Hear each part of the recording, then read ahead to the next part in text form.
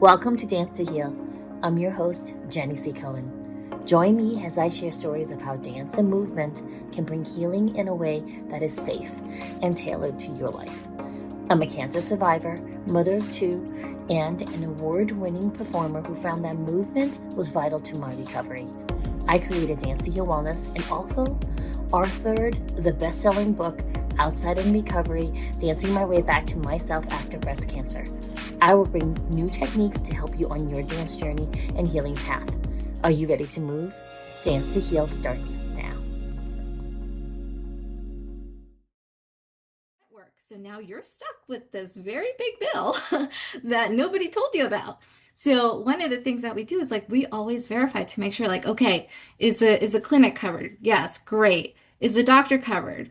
Oh, wonderful. Is the machine covered? Because you know what? Sometimes the machines are also out of network. People don't know this. So we have to make sure that we're crossing all of our T's before the patient shows up, because the last thing we want is for our patients to end up with a ridiculous bill. And most of them who come to us, they're like, I just paid like $500 at this visit because my doctor referred me there, but my insurance didn't cover it. So we're trying to do all of that back end work to make it as easy and seamless as possible. So when our patients are saying, oh my God, that was so easy, it makes us really happy because we know that on the back end, it was not easy. We probably had like 3 or 4 fights with insurance before they said yes, but we made it happen and we worked behind the scenes to make sure that it was easy. Yeah, that story just gave me chills because it's literally what it was like for my mother when she first got her breast cancer after I got my cancer. And even in the interim, when I got my cancer, or even before that, when my husband got his cancer, we had health insurance. And it was so interesting the things that we weren't aware of that people didn't know to tell us. Those T's to dot and those T's to cross and the I's to dot, correct?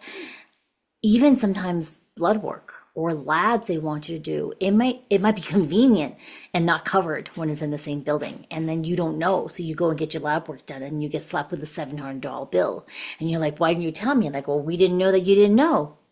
That's usually what's told to us, right? Yep. Yep. And yeah. And I Yeah. had that happen too. So, in 2016, when I gave birth to my son, because I knew how to navigate the system, I didn't have a company there. I was still working corporate, but I called and made sure that my doctor was covered. I called and made sure that my hospital was covered. I called and make sure that the delivery room was covered. Like I felt I had crossed all my T's. And I was ready. But again, I had made this beautiful plan that I was going to have this nice natural birth and my baby was going to be super healthy and we were going to go home in a few days. And this was my plan. But again, here comes the pivot. What ended up happening was my child came earlier because I started having pain, and it wasn't like labor pain. It didn't feel like labor pain. So when I went to the hospital, they told me they're like, "Oh my God, your baby's heart stopped. Like we have to get him out." So I ended up having an emergency C-section. The baby came out. He was well until he wasn't. He was fine for like the first 10, 15 minutes. And then they're like, his blood sugar is dropping too fast. We have to take him to the NICU. So they immediately took him. So I had done all of my due diligence. I verified that everything was in network. So here's the funny part. I go home and 3 months later, I get a $10,000 bill.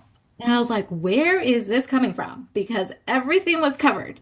So I called and it was like, well, your son needed to go to the NICU and the NICU is covered by your insurance, but the doctors that saw your son, they're not in network. So we can't cover that. And I was like, are you serious? I'm like, but the doctors were in the hospital. Nobody told me that.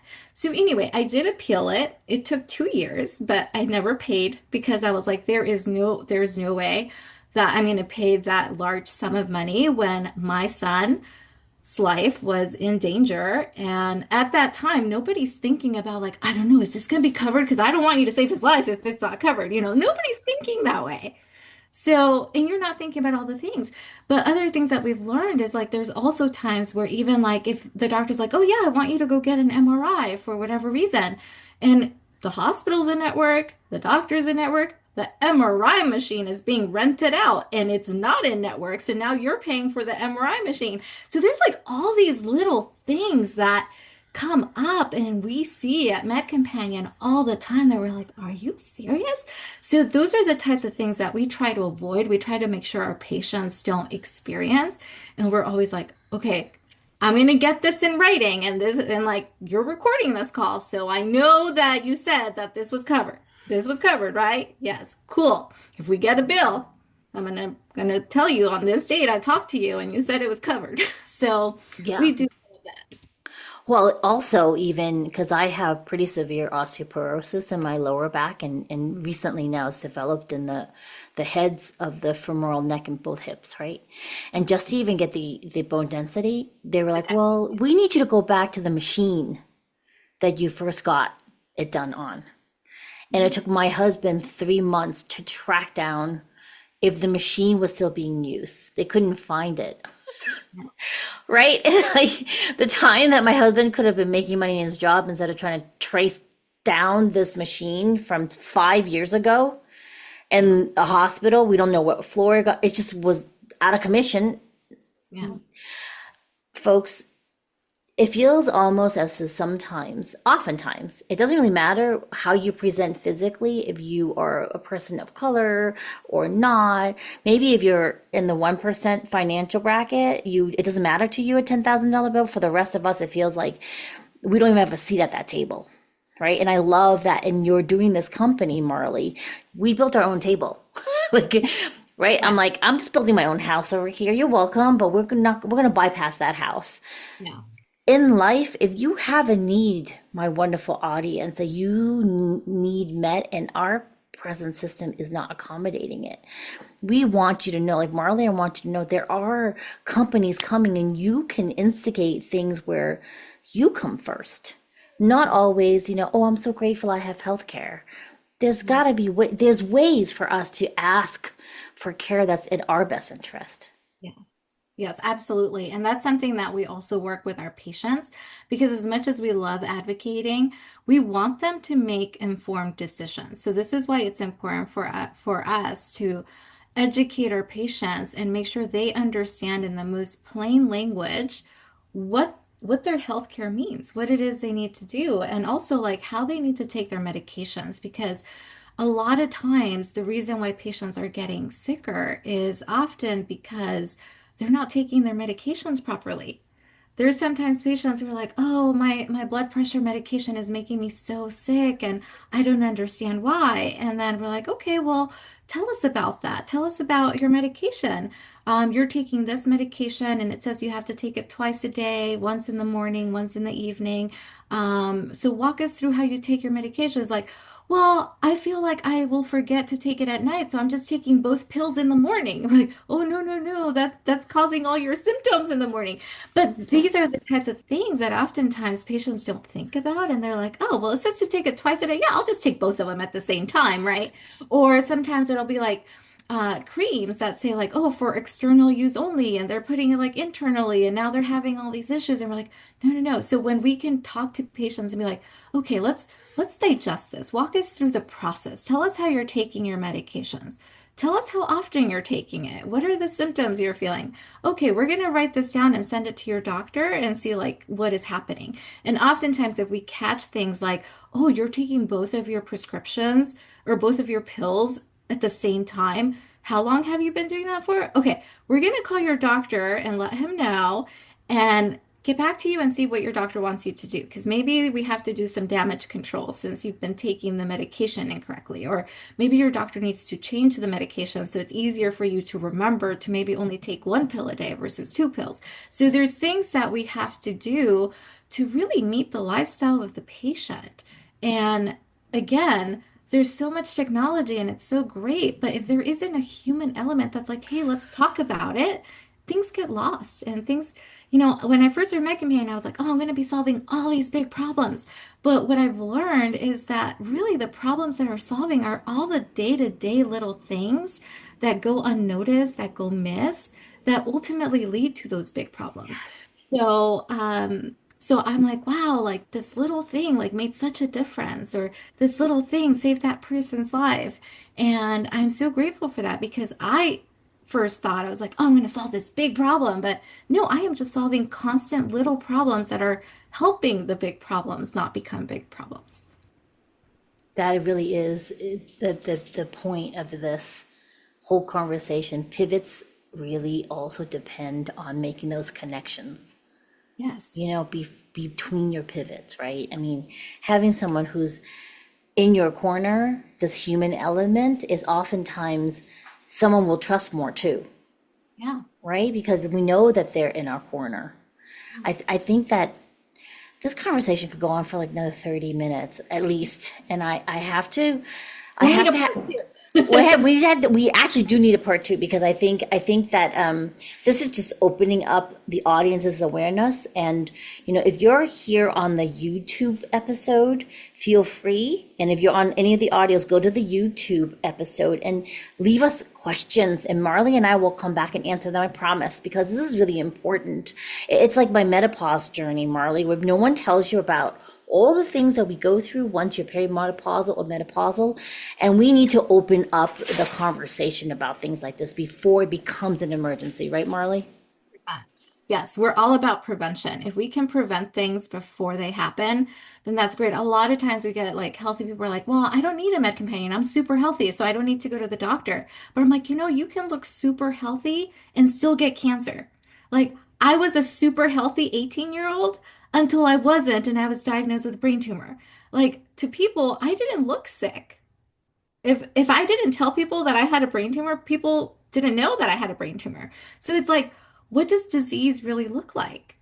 Just because you look good and just because you feel good doesn't mean that you're healthy. So I always tell people, I'm like, especially now, like screening for colorectal cancer through colonoscopies, they've now decreased the age. It's now starting as early as 40 years old because more and more young people are getting colorectal cancer. So it's like, why wait until you're 40? Why not start your prevention journey beforehand? Why not go make sure that your gut health is in order? Because let's be honest, it all starts in your gut health anyway.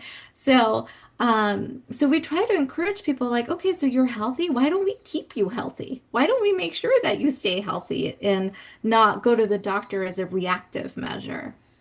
I love that. Marley and I, we share the same mentor, Jen Gottlieb, and she tells us in the mastermind that when she started to see a therapist, she set up a relationship so that when a real emergency actually happened, she was already set up for it. And this is the same type of setup, folks. If you already have a person in your corner already there for you who already understands what's been happening for you behind the scenes, they're that connection for your next pivot when something comes up. I mean, when I got breast cancer, Marley, I was 44. I had been vegan for 6 months. I've been working out for 7 months, and I was at my pre-baby weight. And I was a strong little effing Asian lady, right? And when I was done with cancer, I looked like a little old Asian man. So, folks, on the outside, if you're not truly in touch with what's happening, and most of us aren't, really, we aren't, especially after the panini, right? Most of us is just trying to get by through the days, because we're like in the history books for what we all survived, right? And it's very hard to be present. The med companion or someone that you can bring with you to your appointments is what's going to keep you present. Mhm. Yeah. Yeah, and something that we do too, because I've done this before I had MedCompanion, I used to always bring my mom. I'm like, hey mom, can you go with me? Especially with my history, I'm always concerned, like, what if they tell me my brain tumor is back? What if they find something new? Like there's always this like PTSD, I guess, from my experience. So I don't like going to the doctor by myself. I now do bring a med companion if nobody can come with me. But even when I bring my mom and she's there, she's also there as a mom. So she's not paying as much attention either. And I'll go back and I was like, oh, hey, mom, what did the doctor say about this? She's like, oh, I didn't understand what that meant. Was I supposed to write that? Like, was that important? I was like, Mom, I really needed that. So even when you have a loved one or family member, they may not always understand the medical terminology or know what to listen for to like, oh, I should ask about this, or oh, what is this going to mean for Jenny when she goes back to work? Is this going to allow her to work, right? She's not thinking those questions. But for us, another reminder that I want to just say, as you mentioned about like establishing those relationships before it becomes an emergency.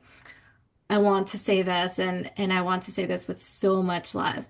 In today's world, there's less and less doctors. So your access to be able to see a doctor when you do have an emergency could be 2 to 3 months if you're lucky. It could be longer. You could be placed on a wait list for 6 months. So it's not as easy as, oh my God, I woke up super sick and now I need to go see a specialist and now I need to go find this. Good luck. It's not going to happen within 2 months. It's really hard. So when you have a relationship, when you already have a primary care that you're working with and you love, when you have your med companion who's like, oh, I know all about your history and I can advocate with you, those are the things that really help because as a med companion, when we're calling and we're like, hey, cardiologist, we have a patient that's never seen you before, but they've been seeing this other primary care doctor and they're very concerned about this. And I know you're probably super busy, but we just wanted to know, do you have any like last minute cancellations, any appointments, any like, is there anything you could do for us? We're able to really advocate and negotiate for you to get you in sooner. And oftentimes we can get our patients in as soon as a week. Maybe two at the latest. But we can't do that if we don't have a relationship with you, if you've never seen a primary care doctor, if you've never like called your insurance to see what's covered, not covered, like those things are going to take time. And time is so essential when you are sick because time does not stop. You'll just continue to get worse while you're waiting. So it's important to reduce that wait time as minimally as possible.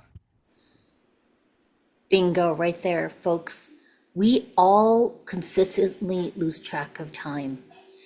And it does not mean that time's passing. It means you're running out of time to address the issue. You hearing me? I've had so many friends who get this questionable something and then they allow the system to delay them getting access. Yes. They'll be, oh, no, they told me I could wait a couple months. I'm like, no, you cannot wait.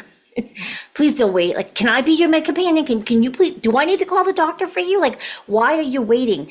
If you're hearing this episode, please take a moment and ask your body. If you have trouble doing that, go to danceandheal.com, do my exercises so you can get into your body immediately. You hearing me? And then ask yourself, do I need to set up something like this? Now, the answer is no, then set up it for your parents. Okay, go set it up for your parents because you can't be there for them 24/7. We just can't. Most of us have parents that are very independently, ferociously independent, right? And we want to give them that independence and that quality of life with a backup. With a backup. My father is 85, still insists on driving. It's questionable. He still insists on driving, right? And my mom's 80 something. She wouldn't want. Okay, so she's been like 60 for like 20 years. And so she doesn't drive anymore. So it's just my dad driving them.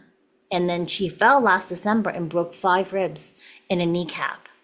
She fell because she was wearing boots and it was snowing and they put down a rug at the entrance to getting her Coumadin blood work. And she fell at the entrance My and goodness. ended up at the hospital. Okay. How did I know? I tracked my parents on 360, but I was still a 5-hour plane ride away here in Utah watching them at a hospital. Why are they at the hospital? Are they visiting an aunt? Right? And they happened to answer the phone. And then I got nothing after that. And I had to watch my dad on the Life 360 app drive not towards their house, but towards another level 1 trauma center and going, why is he not answering my phone call? Why is the mom answering my phone calls? Yeah. Right? If they had a med companion, the med companion would have already been in touch with me and already translating for them what's happening in the moment versus this is ridiculous. I'm trying to get a flight out the next morning. I couldn't get any flights up that night. It was already the afternoon when she fell. So Yeah. folks, And I'll tell you, it go is ahead. so, it is, you get so much peace of mind with this. And I'll share my story. So last October, my husband and I celebrated our 10-year anniversary.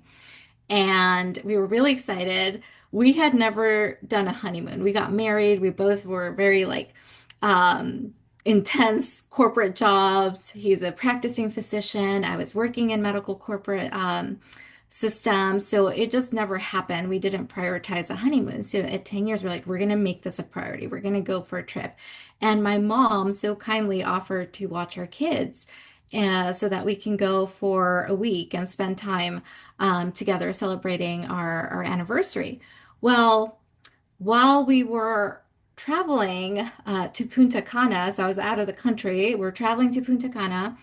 I realized my mom doesn't call me, but what had happened was that they were in our backyard playing. She was playing with the kids in the backyard. A tree fell on her and knocked her unconscious.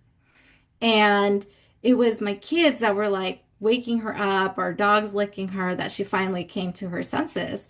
And that's where she called. And I was landing in Punta Cana when she's like, this happened. I, I think I was out for a little bit, and the kids were like, Grandma wasn't answering. And, they were like freaking out. And I was like, okay, what can I do? Even if I got on a plane right now, there's no way that I can make it back within like time. And I don't know how severely she's injured. I don't know what's happened. So I was like, Mom, do you think you can get up? Can you walk? Do you feel anything's broken? And she's like, no. I was like, okay. So you can walk, you can move. She's like, yeah, I'm just in a lot of pain, but I can do that. I was like, okay. I was like, I'm going to call your med companion. I'm going to let them know what happened. I'm going to have them check in on you. So just keep your phone on you. I'm going to have them find a trauma urgent care center so you can go get some x-rays. I'm going to handle a babysitter. I'll have a baby. I was like, if you need me to fly back, I will fly back on the next flight. I'm available. And within that hour, the med companion called me and they were like, when I first called them, because I was calling them from Punta Cana, they didn't know it was me. They didn't know it was the owner. They just thought it was some random person calling to say, like, hey, this happened to my mother. Can you make sure that she's okay? Can you book her urgent care trauma? Can you find the nearest location? Can you find somewhere that does x-rays? So I called from a phone in Punta Cana. They didn't know it was me. I just said like, "Hey, I'm calling. This happened. Here's the location. Can you make sure you find this like center that she can go? She's going to drive herself."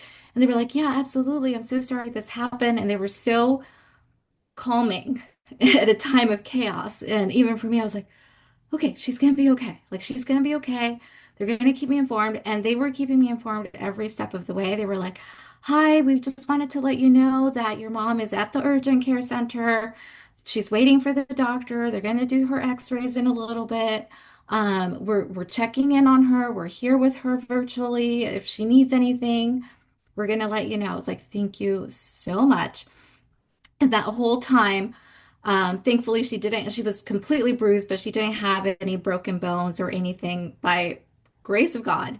Just was perfectly fine. She did take some time to recover from the contusions, but I didn't have to come home and cut my vacation short because every day there was a med companion calling my mom multiple times a day. How are you doing? Has anything changed? Are there any new symptoms? Can you breathe? Do you need anything? Do we need to call anything? Do you need an ambulance? Like, what can we do?